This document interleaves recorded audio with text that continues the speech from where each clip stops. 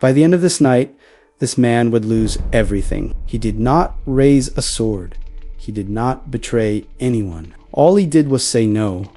And now, an entire village has come to judge him. Before the story begins, comment the name of the city where this takes place. And if you want more Dark Samurai tales like this, subscribe to the channel. The torches burned like angry eyes in the darkness, circling the wooden platform where Takeshi knelt with his hands bound behind his back. 200 faces stared at him from the village square of Kanazawa, their expressions twisted between fear and fury. He could hear them breathing, a collective sound like wind through dead leaves. The autumn night had turned cold, and frost was beginning to form on the edges of the platform where his blood would soon spill. He looked up at the sky one last time, searching for stars through the smoke, but found only darkness pressing down like a coffin lid being slowly closed. The village elder stood before him, trembling despite the thick robes wrapped around his skeletal frame. His voice cracked as he read from the scroll, each word falling like a stone into still water. The charges were simple. Takeshi had refused a direct command from Lord Matsu. For this refusal, the Daimyo had declared that justice must be witnessed by all. The punishment had already begun. 3 families had been executed at dawn. Their homes had been burned by noon. By sunset, the remaining villagers had been assembled and told that more would die unless Takeshi confessed his crime and accepted his execution willingly. The elder's hands shook so violently that the scroll rattled like bones in a bag. Takeshi kept his eyes fixed on the horizon, where the mountains rose like the backs of sleeping giants. Somewhere in those peaks, his daughter was hidden in a monastery, safe from what was happening here. That was all that mattered. That was why he had said no. The elder finished reading and looked at him with eyes that pleaded for cooperation, for an easy end to this nightmare. But Takeshi remained silent, his jaw set, his breathing controlled. He had been a samurai once, before his lord died and left him masterless. He had walked the roads for 7 years, selling his sword to merchants and farmers. Never stayed long enough to belong anywhere. Then he had come to Kanazawa, and for the first time since losing his lord, he had found something worth protecting. The crowd shifted, a collective murmur rising like steam. They wanted him to speak, to explain, to beg. They wanted him to make this easier for everyone. But he knew that words would change nothing now. Lord Matsudra did not forgive. Lord Matsudra did not negotiate. The Daimyo ruled these provinces with an iron fist wrapped in silk, and his word was absolute law. To refuse him was to challenge the natural order itself, to suggest that a common man could stand against heaven's mandate. And for that, examples had to be made. Brutal, unforgettable examples that would echo through generations. A woman in the crowd began to weep, her sobs cutting through the tense silence. Takeshi recognized her voice. It was Yuki, the farmer's wife whose son he had trained to handle a practice sword. The boy was only 9 years old, bright-eyed and eager, always asking questions about honor and courage. Takeshi wondered if the boy was watching now, if he understood what was happening, if he would remember this night when he grew into a man. The thought made something twist in his chest, a pain sharper than any blade. He had not wanted this. He had not wanted any of them to suffer for his choice. But Lord Matsudra had given him no other option. Obey and lose everything that mattered, or refuse and watch the village pay the price. It was a choice designed to destroy him either way. The guards stepped forward, their armor gleaming in the torchlight. They were professional soldiers, men who had killed before and would kill again without losing sleep. Their faces showed no emotion as they grabbed Takeshi's shoulders and forced him to straighten his back. One of them drew a tanta blade, its edge catching the light like a sliver of moon. This would not be a clean death by beheading. This would be slow, public, designed to maximize suffering and create a spectacle that no one would forget. The guard looked at the elder, waiting for the signal to begin. The old man's mouth opened and closed like a fish drowning in air. He could not give the order. His courage had failed him at the final moment. From the back of the crowd, a voice shouted. It was rough, thick with sake and anger. The blacksmith, a man named Goro, pushed his way forward with fists clenched. His face was red, veins bulging in his neck as he screamed accusations. He blamed Takeshi for everything, for the dead families, for the burned homes, for the fear that now infected every house in the village like a plague. He demanded to know why Takeshi had refused the Lord's command. What could possibly be worth the lives of innocent people? What arrogance made him think he could defy a deal? The crowd's energy shifted, feeding on his rage, growing hotter and more dangerous with each word. Other voices joined in, creating a chorus of condemnation. They needed someone to blame, and Takeshi was the perfect target, kneeling there in chains, unable to defend himself, unable to escape.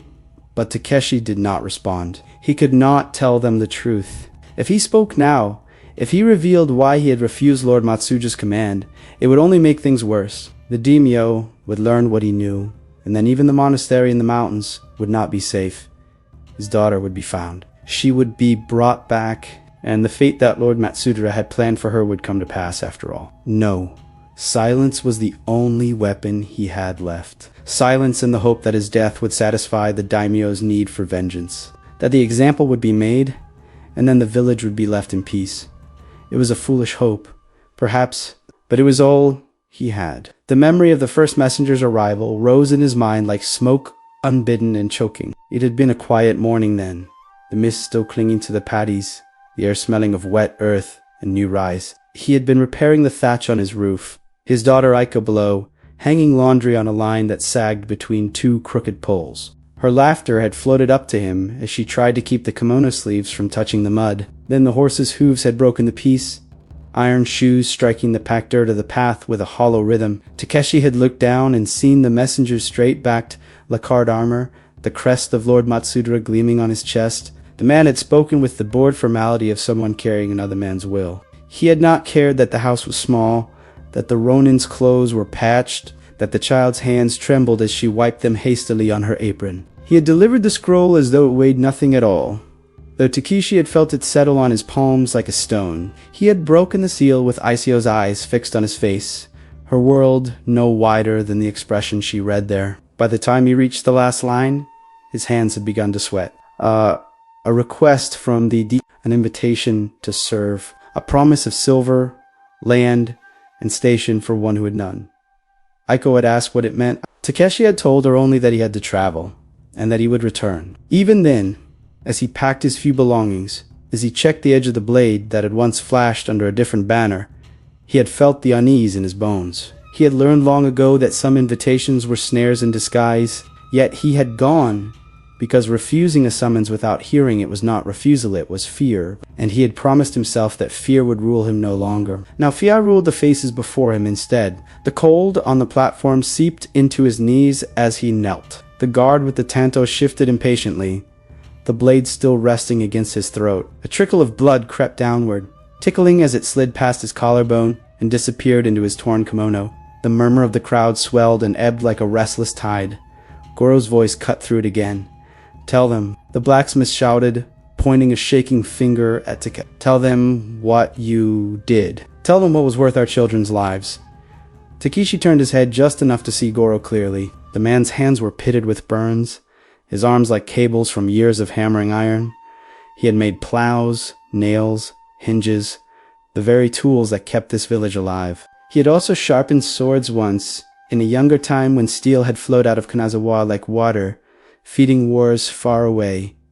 Goro knew what weight a blade carried. Perhaps that was why his eyes held not only rage, but terror. Takeshi opened his mouth, felt his tongue thick and clumsy. Words rose to his lips: confession, explanation, apology. None of them would change the dead lying in shallow graves beyond the edge of the fields. None of them would erase the sound of children screaming as soldiers dragged them from their homes at dawn. He closed his mouth again. Silence tasted like iron on his tongue. He remembered the castle next, not as it was described by bards, majestic, serene, framed by cherry blossoms, but as it had felt beneath his feet. Cold, calculated, every stone placed to funnel movement, every corridor designed to be defended by a handful of men against 100, servants moving in measured patterns, never crossing the paths of armed retainers, never walking fast enough to seem anxious, never slow enough to draw attention. He had walked between walls that leaned inward just so, as though the building itself listened to every step. Lord Matsuda had not made him wait long. That, too, had been a kind of power promptness as a weapon. The audience chamber had smelled faintly of ink and sandalwood. Takeshi remembered the sound of the paper doors sliding open, remembered kneeling there as the daimyo's shadow fell across the tatami. "You are Takeshi," formerly of the Takeda Matsuda, had said, his voice without warmth or contempt, a statement of inventory. one more weapon he might use. Takeshi had bowed deeper. I am, my lord. I knew your master, the Daimyo had continued. A proud man, too proud to see the ground crumbling beneath his feet. Pride is a dangerous quality in a lord, and a fatal one in a retainer. There had been a pause. Takeshi had felt those sharp eyes peeling him apart, layer by layer, searching for the places pride still clung like mold to old wood. You did not die with him, Matsuda had said. Interesting.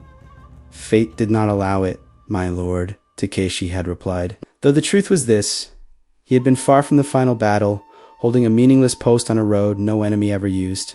By the time he returned, the banners had fallen. His comrades scattered or dead, his own name written in vanished ink. Matsudra had let the answer hang in the air, then flicked his fingers. A servant had stepped forward, placing a painted screen aside to reveal a smaller door.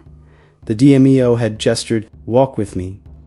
They had moved through a garden to manicured to feel alive. Stones placed with painter's care, lanterns standing like frozen sentries beside the gravel path. No birds sang in the carefully pruned trees. Even the wind seemed to hold its breath in that walled perfection. My daughter has become an inconvenience, Matsudra had said as they walked, the words as calm as if he spoke of an unruly horse. She has ideas given to her by a monk who has forgotten his place. He tells her that the world is illusion, that power is meaningless, that all men are equal beneath the Buddha's gaze.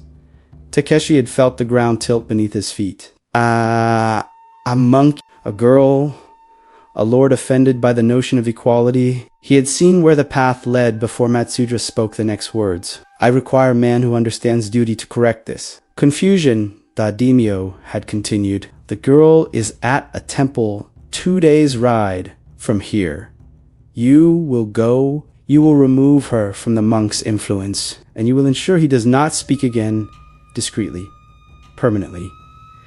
They had stopped by a koi pond. The fish moved in slow circles beneath the surface, pale shapes drifting through their own reflections. Matsudra had watched them for a moment before adding, You will be rewarded.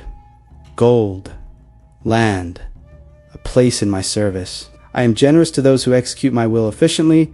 Tokishi remembered his own heartbeat, then loud in his ears. He had thought of Aiko waiting at home, asking when he would return. He had thought of another girl one he had never met kneeling in a temple somewhere, clinging to prayer beads as if they were a lifeline in a sea of obligations. He had thought of a monk who had dared to speak the truth in the presence of power. And for the first time since his clan's fall, he had felt something clear and immovable rise within him.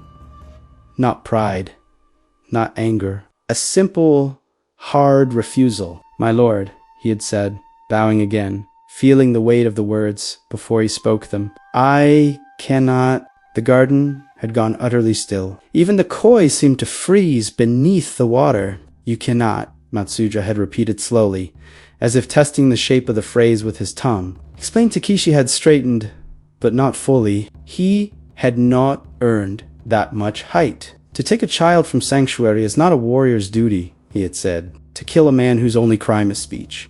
That is not justice. I am unworthy of such a task. It was a dangerous phrasing, too bold, and the Daimyo would be forced to strike him down, too meek, and it would be seen as cowardice. He had chosen a path between. Matsudra had not flared in anger. He had not raised his voice. He had simply studied Takeshi as one might study a flawed blade measuring, where it might still be useful, where it would break. Unworthy, the Daimyo had murmured, or unwilling. Takeshi had bowed lower, so that his forehead brushed the polished wood. If my lord sees no difference, then there is none. Silence answered him. He had expected the cold kiss of steel, then the final flash of light through his closed lids. Instead, Matsudra had only exhaled softly. Very well, he had said. You may go. The words had felt like a trap even as they freed him. He had not looked up until he heard the Daimyo's footsteps receding down the path. When he finally raised his eyes, the koi were moving again, taking slow, mindless loops through their confined world. Now, kneeling in the square, Takeshi could still hear Matsudra's voice. You may go. He understood too late what those words had really meant. You may go, but your world will not. The guard's tanto pressed more firmly against his throat as the crowd's agitation rose. The elder's voice trembled as he tried to restore order, but his words broke apart in the storm of fear and anger. "Enough," the guard muttered. His breath stank of cheapsake and stale fish. "We were told to make him speak. If he will not, we make him scream. That will loosen his tongue." Takeshi felt the blade shift, angling downward, searching for soft flesh below the collarbone. A slow death, then. Painless performance. Matsudra's style. He thought of Aiko again. In his mind, she was always 9. Small hands clutching at his sleeve as thunder rattled their thin walls. He imagined her now, older by only days, yet separated from him by an uncrossable gulf of distance and danger, sleeping in a monastery that did not yet know its sheltered a hunted child. If he broke here, if he yielded, if he gave Matsudra any thread to follow, that fragile safety would tear. A sound cut through the rising chaos like footsteps on wood, the hitch of breath between sobs. Yuki stumbled forward, almost falling to her knees beside him as she cried out to the elder. Her words tumbled over one another, desperate and raw. Her son had seen a merchant, a girl Takeshi paid silver.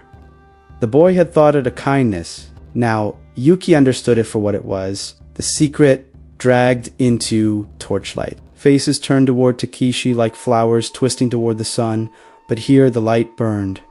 The guard hesitated. Even the tanto seemed uncertain against his skin. A child. He has a child. The captain's arrival slammed a new kind of silence over the square. His horse snorted and stamped, unhappy in the sea of human scent. The captain dismounted, climbed the platform, and surveyed the scene. The bound Ronin, the weeping woman, the restless crowd, the trembling elder. There was a particular pleasure in his eyes, the satisfaction of a man who had expected chaos and found it waiting for him like an obedient dog. He spoke of new terms. The words carried easily over the packed body. "Give us the girl. Tell us where she is. The Lord is merciful. He will spare the village you will live. She will live." All this can end. Takeshi listened. He imagined for one wild moment that it might be true. That Matsudra might, for once, choose restraint over theater. That Aiko might be brought to him. That they might be driven out together under escort, exiled but breathing. He imagined her falling to her knees beside him, arms flung around his neck, the warmth of her cheek against his. He imagined walking away from Kanazawa, leaving its ashes behind and not looking back. Then he remembered the garden. The koi, the measured voice that had spoken of a daughter as if she were an asset. He remembered Matsudra's eyes, dark and deep, and utterly without pity. If he gave them Aiko, they would not free her. They would not free the village. They would own them both more completely than any chain could bind. He met the captain's gaze and let the answer show in his eyes before he spoke it aloud. No. It was a small word, soft enough that those at the edges of the crowd had to strain to hear it. But it seemed to strike the air like a hammer. He felt it move through the villagers around Himashuda, a recoil, a kind of horrified awe. They were watching a man set fire to his own last hope in front of them. The captain's smile faltered. For a heartbeat, Takeshi saw the man beneath the armor tired, perhaps, or simply baffled that anyone could be so stubborn in the face of certain death. Then the mask slid back into place, and cruelty returned to his eyes. "You choose this," the captain said. "Remember that when you hear them scream." He pressed the point of his sword to Takeshi's chest. The old rice merchant Hideo's voice came like a dry reed splitting in the wind. He spoke not to Takeshi, but to the crowd, and in doing so, he changed its shape. His words turned their gaze from the kneeling man to the unseen one who held the strings. Matsudra, the name hissed through the crowd, whispered like a curse and an inevitability both. The guards shifted uneasily as the villagers' anger twisted. The platform seemed to grow smaller beneath their feet as 200 exhausted, terrified people looked at 7 men with swords and began to understand that fear and obedience were not the same thing. When Yuki threw herself at the captain's legs, and the blade swung wide. When the villagers surged forward and the square erupted into bloody chaos, Takeshi moved on instinct more than intention. The bonds falling from his wrists, the sword's familiar weight in his hand. The captain's neck opening before him, these were emotions etched deep into muscle and bone long before this night. It felt obscene, almost. How easy it was to take a life, even here at the center of so much grief. The rebellion that followed was not noble. It was not clean. Men screamed. Women were trampled. Blood slicked the boards of the platform and turned the packed earth below to mud. A child's hand, too small and delicate, appeared briefly beneath a tangle of feet and then disappeared again. There was no glory in it, no righteous, fury panic in the simple, primal refusal to die quietly. When it ended, the silence that followed was not peace. It was shock. 7 armored bodies lay broken among the villagers, dead and dying. The torches still burned, throwing the scene into merciless relief. The gaping wounds, the glazed eyes, the red smeared faces. Yuki's breath rattled in her chest as Takeshi cradled her head. Her apology tasted of blood on his fingers. He told her she had done what any mother would do. He wished he believed his own words, as the villagers scattered to gather their meager lives in bundles and boxers. As Hideo asked what he already knew, and Takeshi gave the only answer left to him, the future narrowed to a single point. Done, when Matsudra's retribution would arrive in flesh and steel. In his house, the candle burned low as he wrote. The brush felt heavy, clumsy in his hand after too many years drawing lines of motion in the air rather than ink on paper. He chose each word for Aiko carefully, knowing they might be the last she would ever hear from him. He did not try to make himself into a hero in those lines. He did not speak of honor, which had become a shifting, treacherous thing in his life. He spoke instead of choices, of how they carved a man into the shape he became, of how they carried consequences that rippled outward in ways no one could foresee. You will hear stories, he wrote, imagining her brow furrowing as she sounded out the characters. They will say I was stubborn. They will say I was proud. Some will call me a fool. Remember this, Aiko. The world will always find words for a man who says no. You must choose which ones you let root in your heart. The letter to Matsudra was shorter. He offered no defense, no plea. He simply laid out what had happened in clear strokes. A record for a man who preferred his narratives crafted to order. He did not ask mercy for himself. There was none to be had, but he did, in a quiet line near the end, name the villagers and how they had left. Not to beg for their lives, but to make sure Matsudra understood they had chosen to run rather than battle. He knew the daimyo's mind well enough now to see that this, more than any dead soldier, would be the true insult. He folded the letters and weighted them with a small stone on the low table. The house felt hollow without ICO's sleeping breath in the corner. The emptiness pressed against his ribs as he walked back into the night. Preparing the dead guards for proper rites was an act that felt like betrayal to no one but himself. He had killed their captain. The villagers had torn them apart, yet he laid their hands across their chests, closed, staring eyes, straightened, twisted limbs. In the quiet task, he found a kind of stillness. These had been men doing what they believed they must, in that they were no different from him. The sky paled at the edges, the torches guttered low, and he heard the rumble of hooves like distant thunder. The arrival of Matsudra's force was a storm with a single clear eye. Armor flashed, banners snapped, horses snorted clouds into the cold air.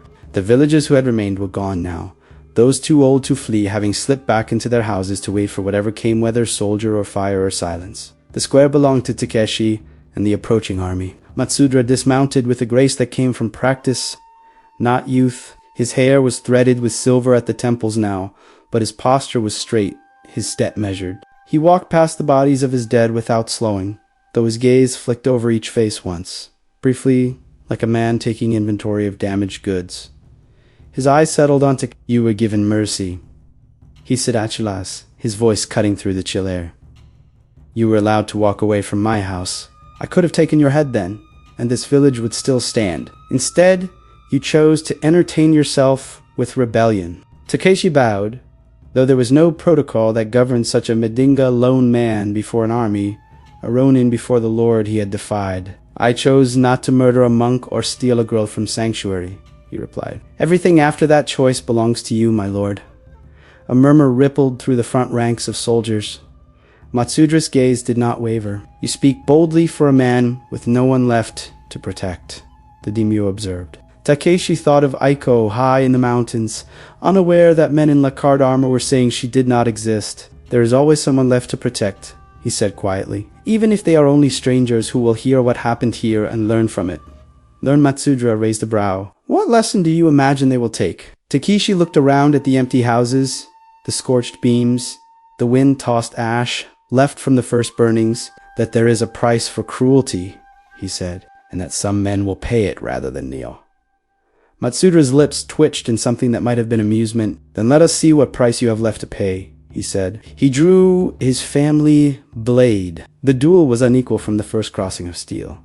Takeshi's body answered his will more slowly now. His lungs burned with every breath. His earlier wounds tugged and ate. Matsudra moved with practiced precision, every strike an equation balanced between risk and reward. This was not a man who reveled in bloodlust. This was a man who had studied violence the way a scholar studied texts. Takeshi let himself fall backward in time as they fought, drawing on rhythms learned under another banner. His first teacher's voice came to him, thin with age but sharp with memory. "Do not chase the blade, chase the man. The sword is only his question. Answer the hand." He answered as best he could. Once, twice, 3 times, he saw openings in Matsudra's guard, but each was a trap, a tempting gap that would have left him overextended and dead. The Daimyo had practiced against reckless men.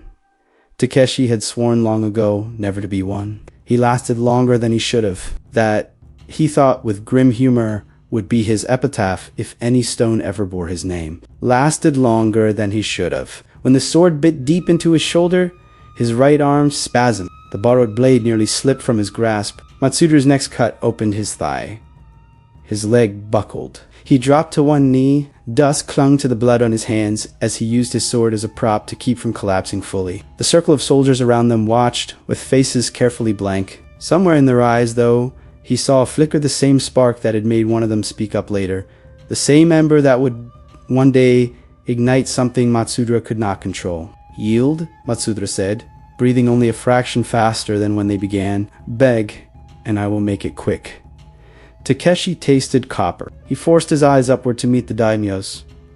"You said once that pride is dangerous," he murmured. "You were right. But so is obedience, when given to the wrong man."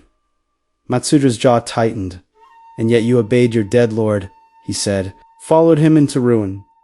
"I followed him until he died," Takeshi said. "After that, I followed what little of myself was left. Tonight, I follow nothing." He let the faintest, driest ghost of a smile touch his lips. "That seems to bother you."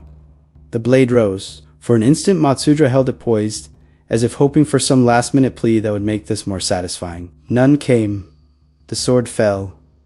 The world went soundless and small. A flash of sky, a sense of falling without moving, the strange lightness of a body that no longer belonged to him. Then nothing. The soldiers did as they were ordered. They salted the fields. They pulled down beams and smashed altars, kicked over inkstones and scattered rice from broken jars. Fire took what remained of Kanizawa's houses, licking up walls, swallowing tatami and papered doors, turning childhood drawings pinned 2 posts into brief, magnificent flares before they crumbled to black. But destruction, exact and thorough as it was, could not catch every trace. A single sandal, too small for any adult foot, remained beneath a collapsed porch. A carved wooden toy sword, dropped in panic, lay half buried in ash. On the edge of a field, a stone Jizo statue stood blackened but unbroken, its rounded face watching the smoking ruin with the same slight, inscrutable smile it had worn before. Among the soldiers,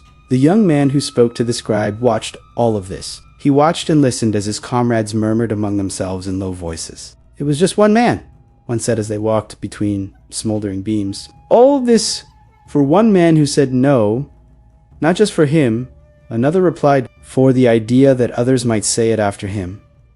The young soldier did not speak. He felt the words settle into him like seeds in dark soil. When he approached the scribe, his heart hammered against his ribs. He had never defied an order in his life, but something had fractured inside him when he saw Takeshi kneel without breaking. When he heard the Ronin refuse even Matsudra's last poisoned offer, he had thought loyalty meant obeying the man above you. Tonight, for the first time, he considered that loyalty might mean something else, to a line you would not cross, even when dragged. He asked the scribe to write not only the proclamation Matsudra dictated, but what he had seen, the truth unadorned and dangerous. He expected to die for it. When other soldiers stepped forward to stand beside him, he understood that whatever happened next, the world would not be quite the same. Matsudra's decision to scatter them was, perhaps, the most consequential choice he made that year. They carried their memories into different valleys and over different mountains, in inns and barracks, in fields and temples, over seikops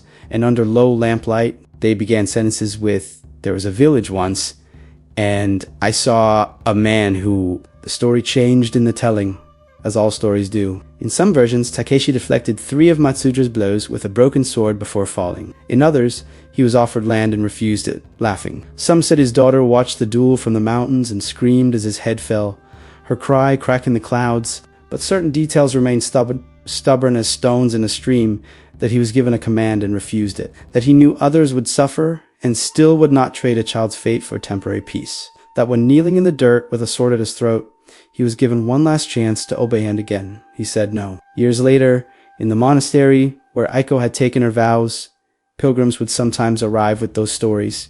They would speak of a nameless Ronin who had stood against the Lord and lost everything. Aiko would bring them tea with steady hands, her face composed. She would listen without betraying herself. In her cell at night, she would unfold the brittle letter and read by candlelight the cramped, familiar strokes of a hand that had long since turned to dust.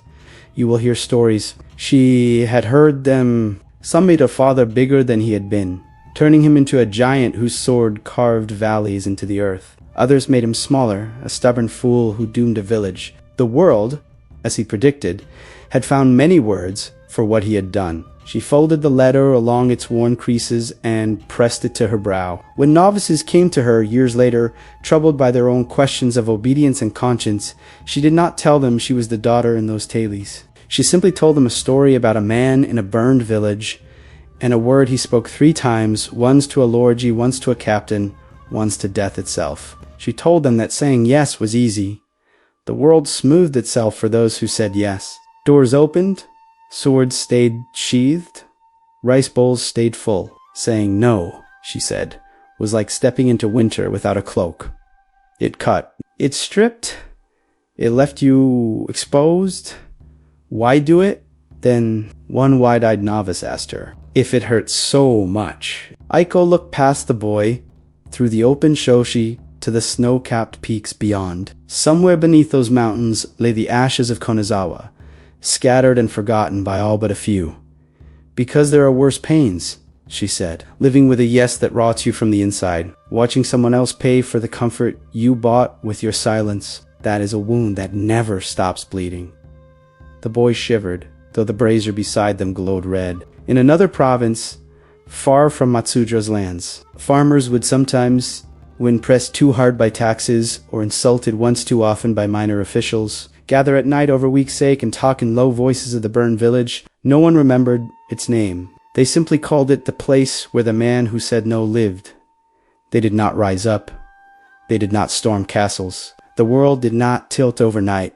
But sometimes, when an order came down from a petty steward that crossed some private line, a man or woman would pause, feel that old story stir like a wind through their ribs, and choose to speak a quiet, dangerous word.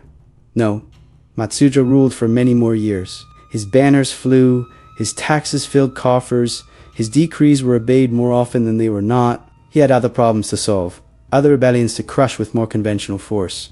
Kanazawa faded in his mind, not worth the space it occupied among campaigns and marriages and droughts. On the rare nights when the wind moaned just so around the eaves of his newest castle, when sleep would not come and the shadows seemed to gather in the corners of his room, he sometimes found himself thinking of a kneeling man whose smile would not bend. He told himself it was annoyance that pricked at him, nothing more. Annoyance that one insignificant Ronin with no title and no clan still occupied a corner of his thoughts when greater matters pressed. But somewhere beneath the practiced layers of justification and entitlement, there was a quieter awareness that in a burned village he had ordered erased, a man had met his gaze and refused to be owned, that in the ledger of power he had balanced so carefully, there was one entry that did not add up, one deficit he could not erase. By the end of that night in Kanazawa, the man who said no had lost everything that could be taken from him: his place, his life, the village he had briefly called home. Yet what he refused to give up, not for gold, not for threat, not for the blade at his throat, was the one thing Matsudra, with all his armies and edicts, could never truly command: his choice. And that, though no proclamation ever recorded it, though no stone ever carved it in kanji, was the thing that endured.